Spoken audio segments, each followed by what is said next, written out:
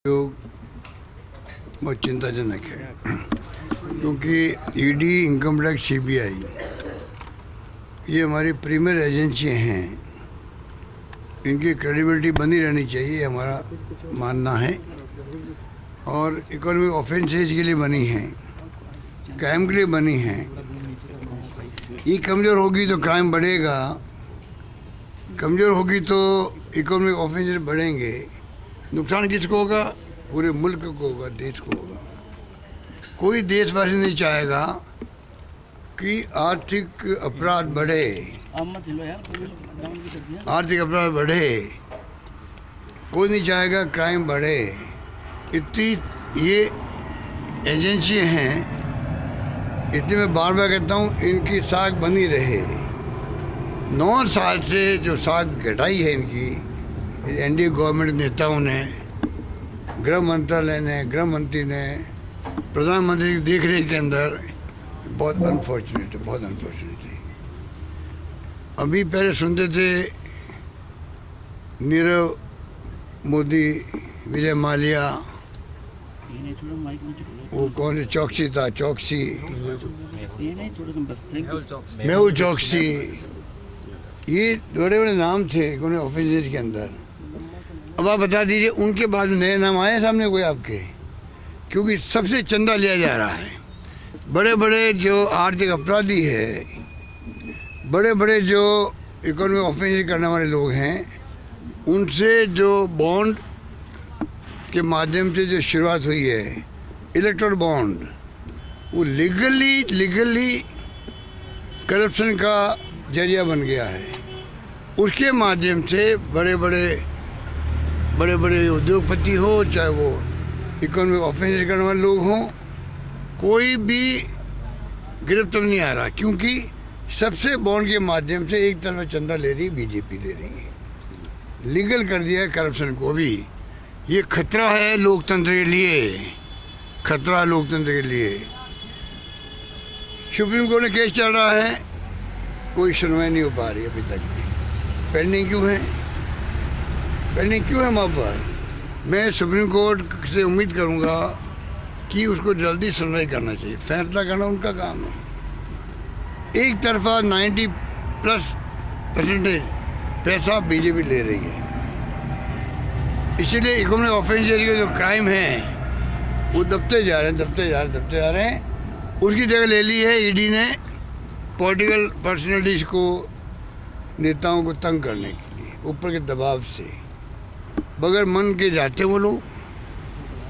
आजकल तो उनका व्यवहार भी अच्छा हो गया है। जहाँ जाते हैं, मैंने सुना कई जगह तो पहले ही इतला कर देते हैं आने वाले हैं।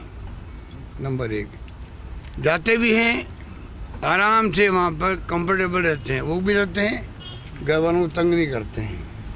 पर जाना इसलिए आ गए, भेजा इसलिए आ गए। ये धीरे धीरे जो माहौल बन रहा है देश के अंदर, इससे एजेंसी जो है, जो इनका असली काम जो है, असली काम है कि किस प्रकार इकोनॉमिक ऑफेंसेस को रोकें, उनको पकड़ें, कड़ी कार्रवाई करें, उनको जेल भेजें, उनको सजा दिलाएं, उनको टैक्स वसूली करें और क्राइम रोकें। वो सब काम रुक गया है। ये अपना बड़ा क्राइम हो गया है। तमाम क्राइम को रोकना बड़ा क्राइम कर रही है एनडीए गवर्नमेंट, कर रही है। इनको देश कभी माफ़ नहीं करेगा, मेरा मानना है। आपको लगता है? चुनाव चल रहे हैं, आज बराबर की फील्ड पे इलेक्शन लड़े जाते हैं। आप ईडी पहुंच जाती है बार बार नेताओं के घरों पर, दिन भर उनको बिजी रखते हैं, बुलाते हैं अपना ऑफिस के अंदर नोटिस दे करके। तो बीजेपी के लोग तो फ्री हो गए, इलेक्शन लड़ रहे हैं, और कांग्रेस नेताओं को नोटिस डिस्टर्ब करो, मेंटली डिस्टर्ब करो, नोटिस दो, नोटिस के जवाब मांगो, सब काम छोड़ दो इलेक्शन लड़ने का, इनको जवाब दो। ये जो स्थिति बनी है, मैं समझता हूँ विनाश काले विपरीत बुद्धि, जो कहावत है ना, इनका विनाश काल आ गया है। इतनी बुद्धि इनकी विपरीत चल रही है। 5 राज्यों में चुनाव हार जाए तो आश्चर्य नहीं करना चाहिए देश के वासियों को। देशवासी तंग आ गए। ये मेरा मानना सर है। चुनाव फंसा हुआ है इसलिए रेड मारे और उल्टा पड़ सकता है। पांचों राज्यों में चुनाव हार रहे हैं ये लोग, इसलिए मैं समझता हूँ कि इन्होंने जो एक्टिव किया है एजेंसियों को, उसका कारण ही है। आपको लगता है ये रेड और बढ़ेगी 28 दिन में अगले? लग रहा है ये टीडी दल आतंक नहीं आता पाकिस्तान से, मैंने कल कहा जयपुर के अंदर लोकेश डिपार्टमेंट बना हुआ है, 50 साल से बना हुआ है टीडियों को रोकने का। और टीडी आती लाखों में संख्या में आती है, पैदा ही फत हो जाती है, पैदा हो जाती है। जब टीडी आती है तो अंधेरा छा जाता है नीचे। बीजेपी का अंधेरा छाने का वक्त आ गया है इन नई ईडी की कार्रवाइयों से, मेरा मानना है। वो भी तो इंसान हैं, उनके परिवार वाले हैं, उनकी पत्नी हैं, उनके बच्चे हैं, उनके माँ बाप हैं। पूछते होंगे कि आप ये क्यों गलत काम कर रहे हो, जा के क्यों तंग कर रहे हो लोगों को। किसी के घर में घुस जाना, आप कल्पना कीजिए आपके किसी घर में घुस जाए अचानक ही कोई एजेंसी वाले, तो आपके परिवार वालों पर क्या बीतती। महिला भी होती है वहाँ पर, बच्चे भी होते हैं। वो ये क्या हो रहा है घर में, आप राजनीति कर रहे हो, तंग हम हो रहे हैं। ये घर का माहौल बिगाड़ने का काम कर रहे हैं, चारों ओर से तंग कर रहे हैं लोगों को, आतंक मचा रखा है इन लोगों ने। कब तक सहेगा ये देश, बता दीजिए आप लोग। आपने 7 गारंटी की बात की, एक महिलाओं को 10,000 वाली उसकी चर्चा यहाँ की है। किस तरीके से उसका? हाँ, हमारी गारंटियों के तो मुकाबला कर रही है ईडी से, नंबर 1। नंबर 2, आपको आश्चर्य होगा ईडी कभी अभी तक भी प्रेस नोट जारी नहीं कर रही है कि अमुक व्यक्तियों को हम क्यों उनके घर में छापे डाले, ये डाली, क्या मिला वहाँ पर हमें, क्या कागजात मिले, कितना कैश मिला। कोई प्रेस नोट जारी नहीं होता है, ना वो प्रेस से बात कर रहे हैं। कौन बात कर रहा है? बीजेपी कर रही है। ये बीजेपी कोई ईडी की स्पोक्समैन बन गई है।